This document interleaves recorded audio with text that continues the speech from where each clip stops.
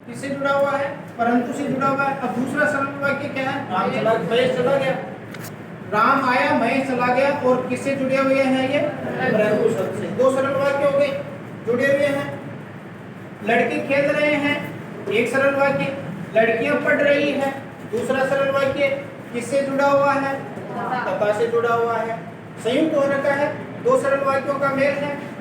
तुम पढ़ लो, या फिर क्या कर लो, यहाँ से चले जाओ। तुम पढ़ लो, यानी कि संजय की बात करिए, कोई ना कोई जो कुछ कह रहा है वो किसी न किसी को कह रहा है कि तुम क्या कर लो, पढ़ लो, या फिर क्या कर लो, यहाँ से चले जाओ।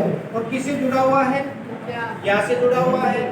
कृष्ण बांसुरी बजाते थे, राधा क्या करती थी? नाचती थी। किससे जुड़ा हुआ है? और से। समझ में आ गया?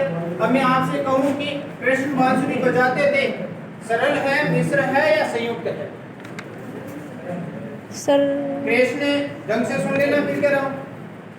और ऐसे ही एग्जाम में भी प्रश्न का उत्तर ढंग से देना। पहले प्रश्न को ढंग से पढ़ना, फिर कह रहा हूँ ढंग से न पढ़ने की वजह से आपके 2 से 4 5 प्रश्न गलत हो जाएंगे।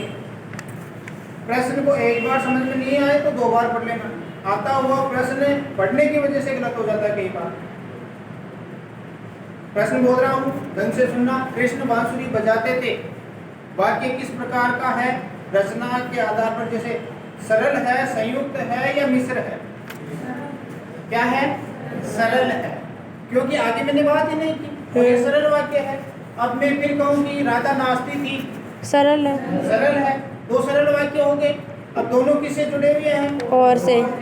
और से जुड़ जुड़ गए। गए। वह आजकल अत्यंत व्यस्त है, अतः अतः कक्षा में नहीं आ सकता है। किससे जुड़ा हुआ है? अतः से। अतः से। वह आजकल अत्यंत व्यस्त है, सरल वाक्य हो गया। कक्षा में नहीं आ सकता, सरल वाक्य है।